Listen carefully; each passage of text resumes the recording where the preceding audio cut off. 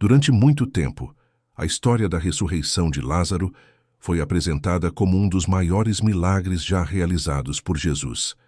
E realmente é extraordinária. Mas existe uma pergunta que quase nunca recebe atenção.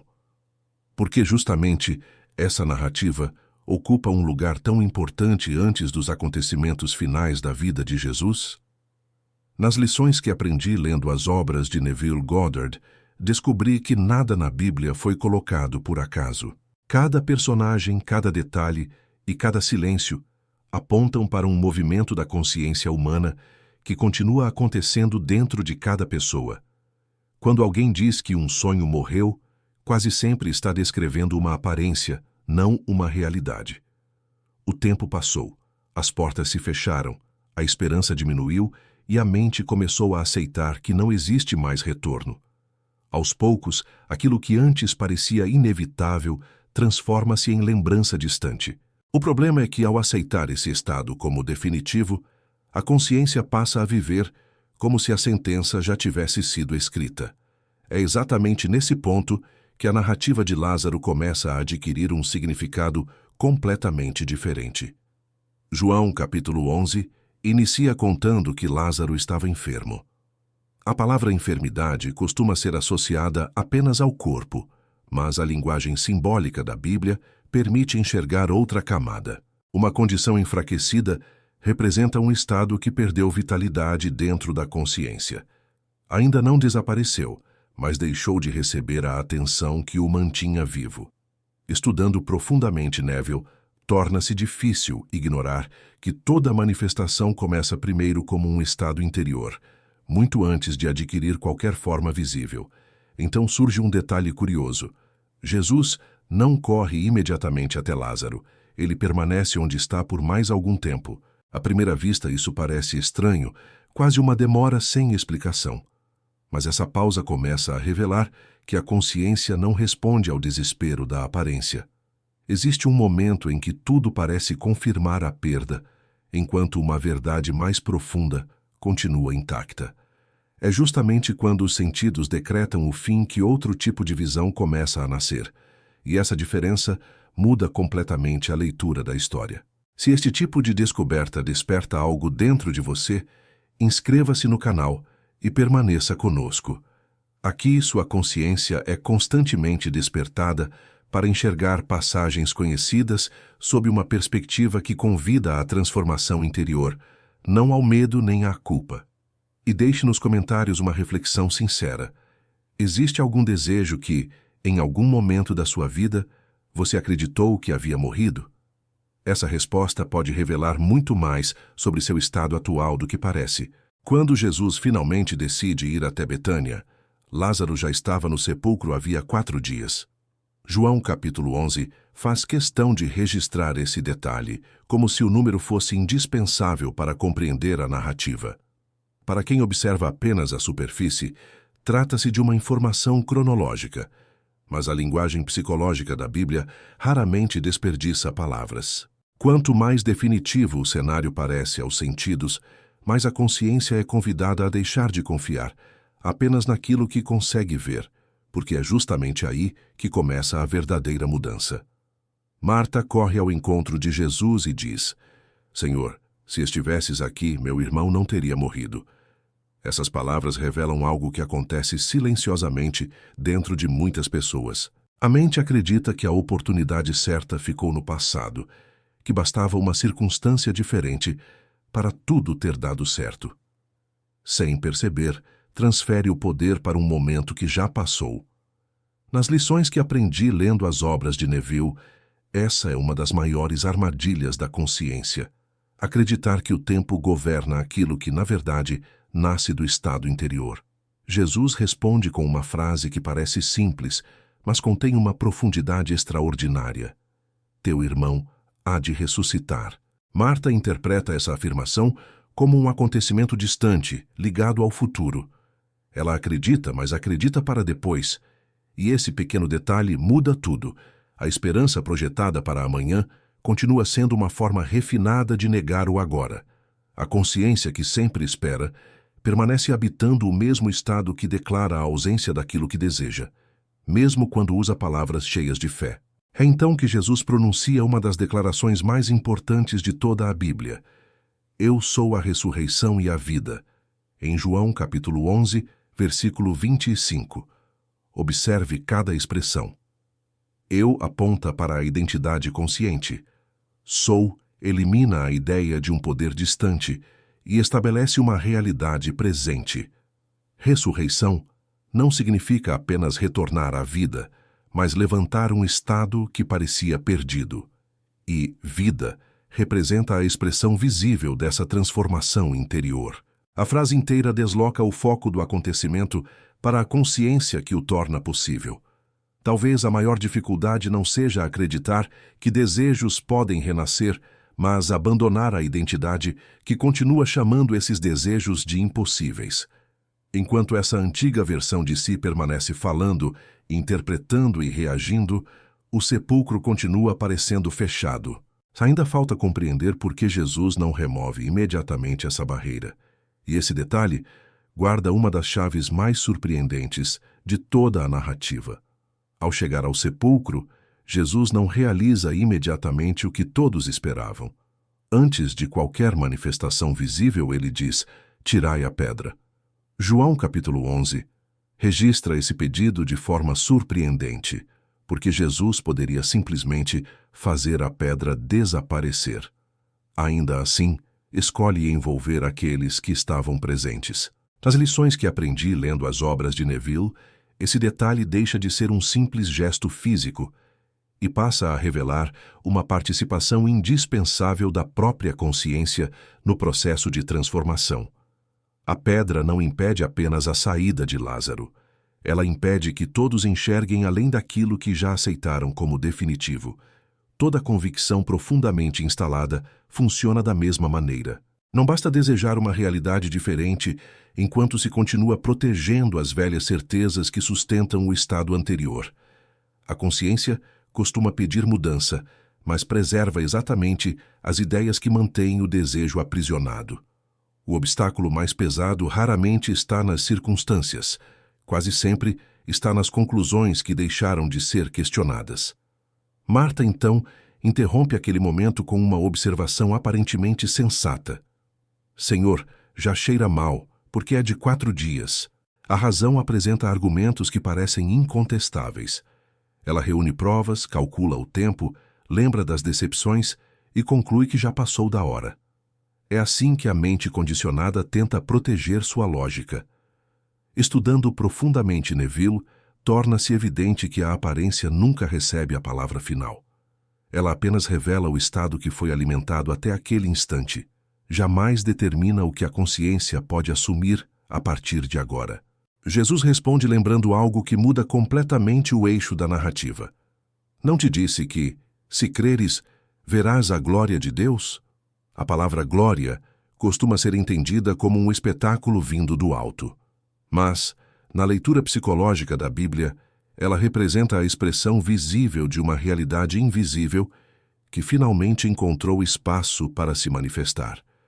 Primeiro, muda a consciência. Depois, a aparência confirma essa mudança. A visão não nasce dos olhos. Ela nasce do estado a partir do qual a vida passa a ser contemplada. Talvez você esteja percebendo que a maior pedra nunca foi colocada diante de um túmulo na antiga Judéia. Ela é levantada toda vez que uma pessoa aceita que sua história terminou antes do tempo, que seu sonho envelheceu ou que sua identidade ficou presa ao passado. Quando essa compreensão começa a surgir, outra pergunta inevitavelmente aparece. Se a pedra representa uma convicção, o que significa, então, a voz que chama Lázaro para fora do sepulcro? Depois que a pedra é removida, acontece algo que costuma passar despercebido. Jesus não entra no sepulcro para buscar Lázaro. Ele permanece do lado de fora e chama: Lázaro, vem para fora. João, capítulo 11, descreve esse momento com poucas palavras, mas elas escondem uma das imagens mais profundas de toda a Bíblia. A transformação não acontece porque alguém foi empurrado para uma nova realidade. Ela acontece porque uma nova identidade responde a um chamado que já existia antes mesmo de qualquer mudança visível. O nome Lázaro deixa de representar apenas um homem quando a narrativa é lida como um mapa da consciência. O chamado torna-se profundamente pessoal. É como se cada pessoa estivesse sendo convocada a abandonar o estado onde permaneceu escondida por medo, resignação ou descrença. Nas lições que aprendi lendo as obras de Neville, a imaginação desperta não cria uma nova essência.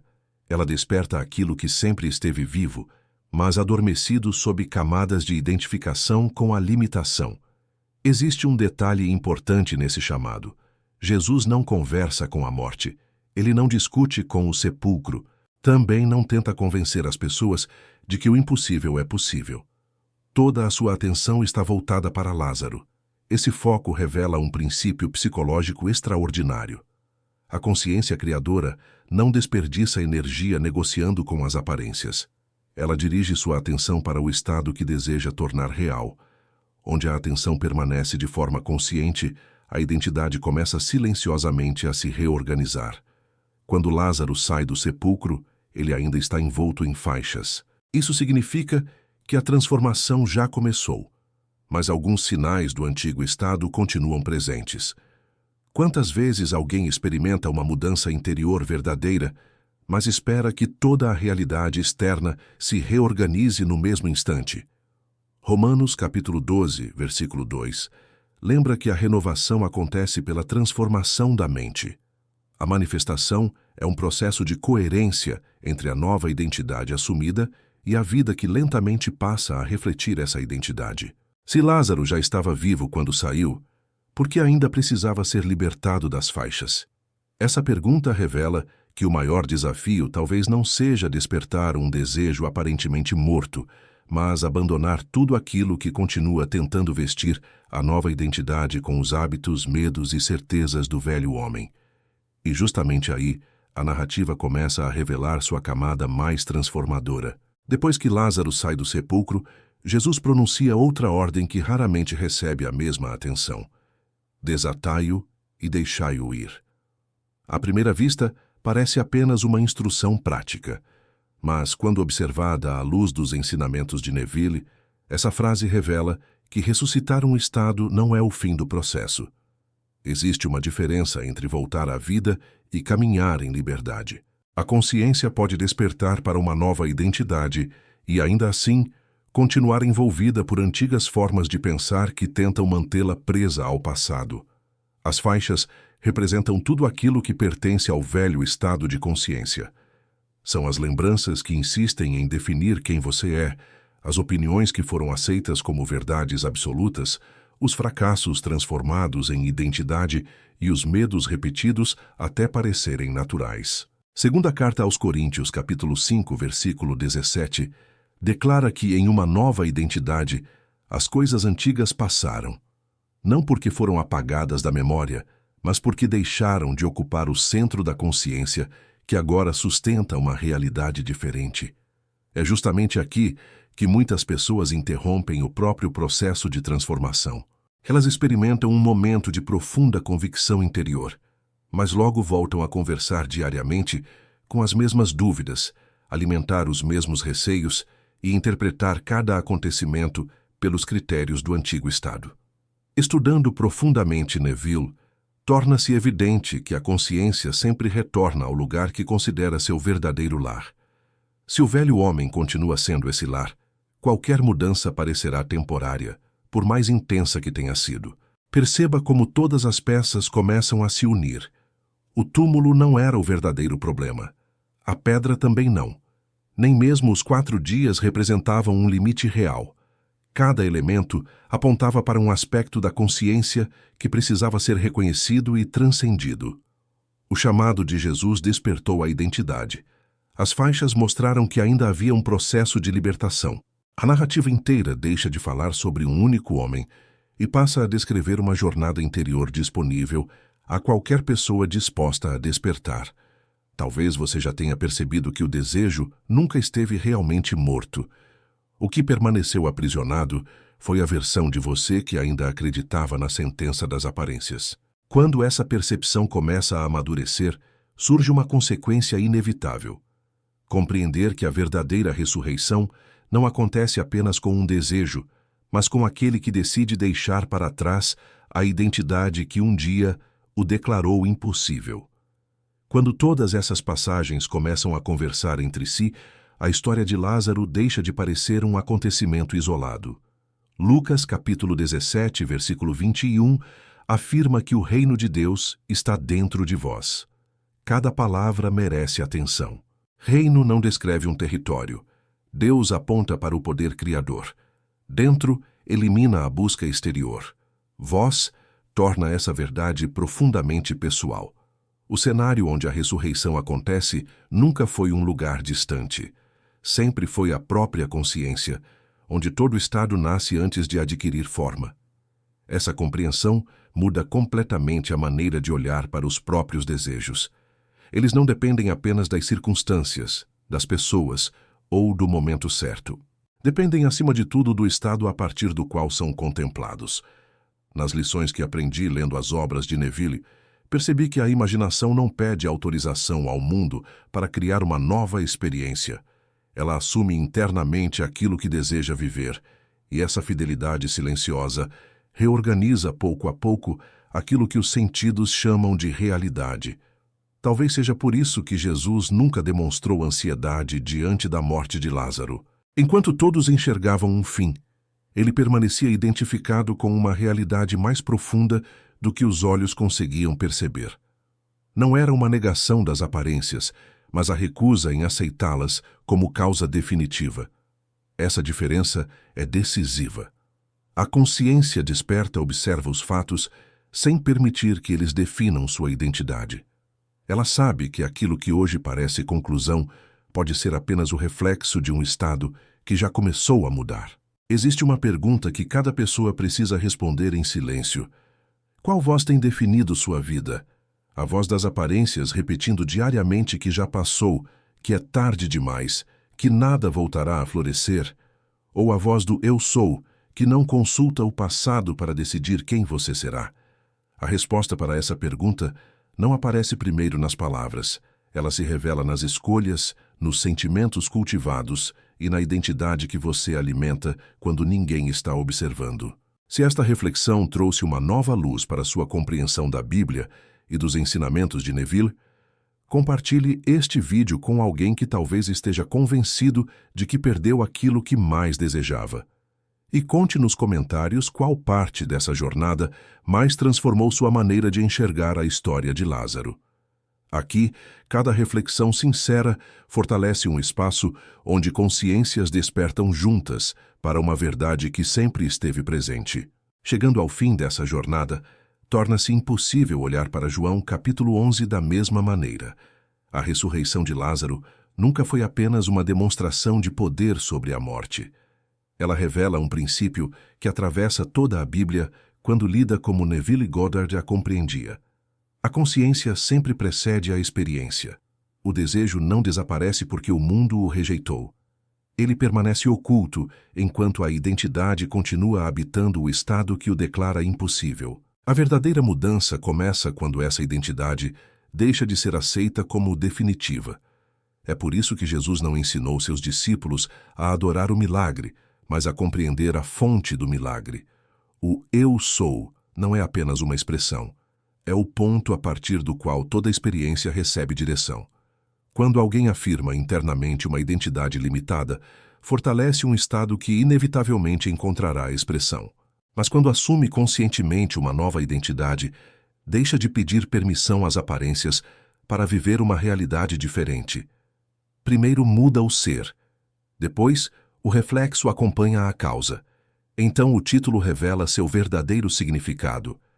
O segredo de Jesus para trazer de volta um desejo que já morreu nunca foi convencer Deus, esperar um tempo melhor ou lutar contra as circunstâncias.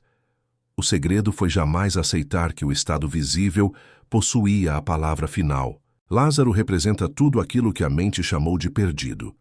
O túmulo representa a identificação com essa perda. E a voz de Jesus representa a consciência desperta, chamando você para abandonar a antiga identidade e viver a partir daquilo que decidiu ser.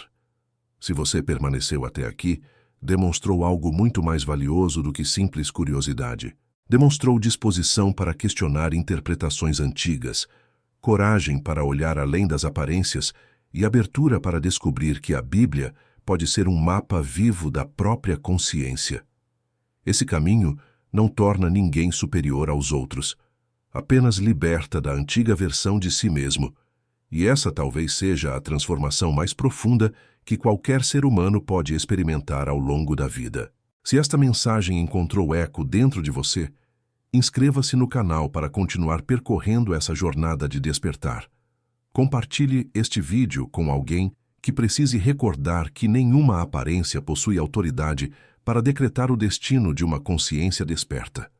E escreva nos comentários apenas uma frase: eu escolho viver a partir do eu sou. Talvez esse seja o primeiro passo para deixar o velho sepulcro para trás e descobrir que aquilo que parecia perdido apenas esperava que você atendesse ao chamado da sua verdadeira identidade.